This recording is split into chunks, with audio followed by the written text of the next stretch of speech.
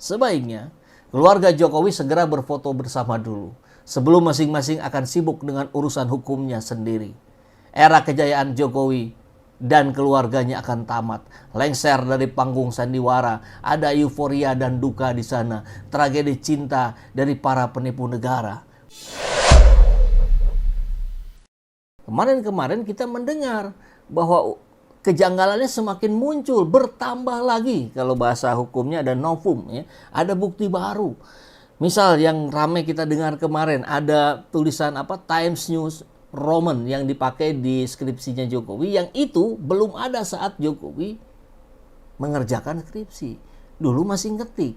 Saya aja yang kuliah di 97, itu di awal-awal kuliah, saya masih pakai ketikan, belum pakai komputer. Ya, 97. Apalagi ini tahun 85. 10 tahun lebih sebelumnya. Ya jelas tidak ada itu. Nah, ini kan kejanggalan yang sangat nampak di depan mata. Kemudian muncul juga sekarang pernyataan dari anak Profesor Dr. Insinyur Ahmad Sumitro, yang akhirnya speak up, yang menyatakan bahwa nama ayahnya bukan Ahmad Sumitro, bukan Ahmad Soemitro seperti yang ditulis di ijazahnya Jokowi. Clear, pembimbing utama ijazah Jokowi itu Profesor Dr. Insinyur Ahmad Sumitro. Soemitro bukan Sumitro. Jadi tanda tangannya tadi sudah kita bahas di awal. Tanda tangannya pun mirip. Nah, ini lembar pengesahan skripsinya Jokowi, pembimbing utamanya Soemitro. Nah, tanda tangannya berbeda juga. Oke, coba kita lihat di bawah ya. Coba kita lihat di bawah perbedaannya. Nah, ini. Yang atas yang asli, yang bawah yang oplosan. Harusnya Sumitro, bukan Soemitro. Dan ini dekan Fakultas Kehutanan UGM saat Jokowi disebutkan kuliah di situ. Tambah lagi ini, novum baru. Jadi artinya untuk membereskan segala permasalahan yang ada di Indonesia, persoalan ekonomi yang carut marut, korupsi yang menggila, ini akan jauh lebih lancar, jauh lebih selesai, ya, proses penyelesaiannya kalau Jokowinya diadili ke pengadilan. Nah, kawan-kawan akan mendatangi rumah Jokowi tanggal 16 April. Kita lihat apakah akan membuahkan hasil yang seperti diharapkan oleh rakyat. Kita ingat apa yang disampaikan oleh Bambang Tri. Coba kita dengarkan lagi ya. Mengenai pernyataan saya Jokowi anak PKI, lah memang PKI kok. Gitu loh. Dan itu tidak mengandung peristiwa hukum karena tidak ada larangan anak PKI jadi presiden. Yang saya tuntut adalah kecermatan administrasi, tapi sekarang masalahnya sudah bergeser karena saya telusuri semua ijazah dia palsu. Ijazah SMA dia itu hasil nyuri dari orang yang namanya Joko Wahyudi. Itu punyanya Joko Wahyudi. Cek ke sekolahan, kalau nggak punyanya Joko Wahyudi, tembak kepala saya. Kalau Jokowi merasa terfitnah, dia harus lapor ke polisi. Dia nggak lapor ke polisi, tiba-tiba saya ditangkap, diadili secara gelap, ya toh, divonis 3 tahun, ya toh, dan saya masuk penjara 2,5 tahun. Saya pulang, Pak. Keluarga saya sudah dihancurkan, istri saya sudah dihamili. Mengenai pernyataan saya Jokowi anak PKI, lah memang PKI kok, gitu loh. Wah, ngeri juga ya. Jadi ini yang harus segera dibuktikan, ya. Nah, menarik juga tulisan dari Dr. Rizal Fadilah ya.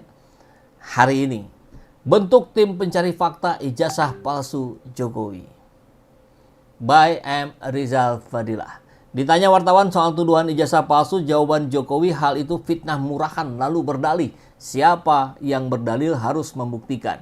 Rupanya dalil ini sama dengan Otto Hasibuan saat menyerang Egy Sujana.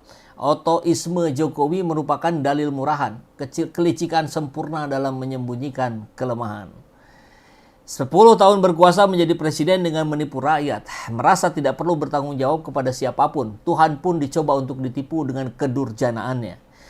Sungguh ini wajah manusia yang penuh dengan kepalsuan, pengecut dan selalu berlindung pada kedunguan dan mistik-mistik. Jokowi itu presiden, bukan warga biasa. Wajar jika warga minta bukti keabsahannya. Kalau memang ada, maka artinya Jokowi telah menyembunyikan dokumen yang patut menjadi milik publik. Jika rakyat gaduh, gelisah, dan gundah bahwa presidennya diragukan memiliki ijazah asli, bukan rakyat yang harus membuktikan. Ijazahnya itu ada di tangan presiden. Seharusnya tenangkan rakyat melalui itikat baik dengan menunjukkan ijazah asli miliknya. Gitu aja kok repot. Mengutip Gus Dur. Ketika ijazah palsu Jokowi masuk ke kasus pidana baik di Solo saat mendakwa Bambang Tri dan Gus Nur, Bambang Tri yang barusan kita sampaikan videonya, maupun pengaduan TPUA ke Bareskrim, maka penyidiklah yang harus membuktikan. Di tingkat PN Solo terungkap sebagai fakta persidangan bahwa penyidik tidak pernah melihat ijazah asli Jokowi. JPU pun demikian. Saat mediasi dalam kasus perdata PN Jakpus diharapkan muncul ijazah asli Jokowi, ternyata ijazah itu pun tetap goib. Goib itu artinya tidak ada, ya, tidak nampak secara kasat mata. Momen pembuktian kedua pihak yang ditunggu melalui pemeriksaan pokok perkara tidak terjadi. PN Jakpus cepat menutup kasus dengan NO.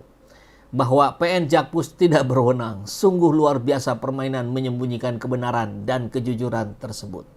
Otto pun muncul membayang-bayang kasus. Lalu Jokowi mengambil ilmu Otto untuk dalih ngelesnya. Siapa yang mendalilkan ijazah Jokowi palsu, maka ia harus membuktikan. Jokowi tetap menyembunyikan ijazah yang tidak ada aslinya itu. Perburuan dipastikan akan tetap berlanjut. 15 April, Rektor UGM ditantang untuk bertarung soal keaslian skripsi dan ijazah Jokowi.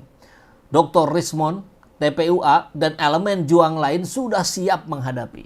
Agar UGM tidak kehilangan muka, maka solusi terbaik adalah bentuk tim pencari fakta yang merupakan gabungan dari unsur institusi UGM, alumni seperti Dr. Rismond Sianipar, TPUA, dan elemen lainnya yang kredibel. 16 April, Jokowi yang pasti dituntut. Siapkah menerima tamu untuk berdiskusi dan menunjukkan ijazah asli? Atau ia akan kabur ke tempat goib untuk membuat monumen kepalsuan diri yang abadi? Nampaknya ini akan menjadi hari-hari akhir dari tipu-tipu manusia yang gemar ngeles. Desakan penting adalah agar Bareskrim, Mabes Polri yang telah menerima pengaduan dan bukti-bukti untuk segera memeriksa berbagai pihak.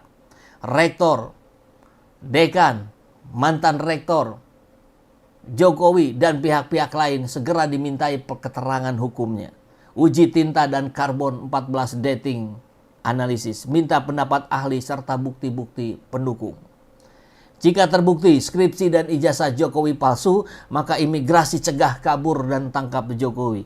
Proses penyidikan dimulai hingga pengadilan dijalankan. Rakyat akan menonton dengan seksama pertanggungjawaban mantan presiden tukang bohong yang kini jadi pesakitan itu. Gibran sebagai wapres tidak bisa menolong. Bobi Nasution sebagai gubernur hanya bisa mengurut dada. Usman sebagai anggota MK hanya bisa berdoa. Semua anggota keluarga terancam pula sanksi hukum lanjutannya. Sebaiknya keluarga Jokowi segera berfoto bersama dulu, sebelum masing-masing akan sibuk dengan urusan hukumnya sendiri. Era kejayaan Jokowi dan keluarganya akan tamat. Lengser dari panggung sandiwara, ada euforia dan duka di sana. Tragedi cinta dari para penipu negara. Pemerhati politik dan kebangsaan, Bandung 29 Maret 2025, M. Rizal Fadila. Keren sekali. Dan bagi sahabat-sahabat semua yang lagi kangen dengan Presiden Soeharto, terkait ini, ugal-ugalannya utang Jokowi, ada kaitannya dengan apa yang disampaikan oleh Presiden Soeharto. Kita dengarkan ya. Soal pinjaman sudah bisa bayar sendiri. Pernah saya katakan itu. Dari mana bayarnya, Pak? Kok bisa membayar 100 miliar US dollar bisa bayar di mana?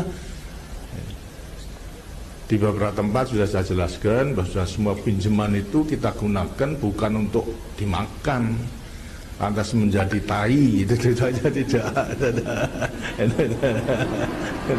Ya toh?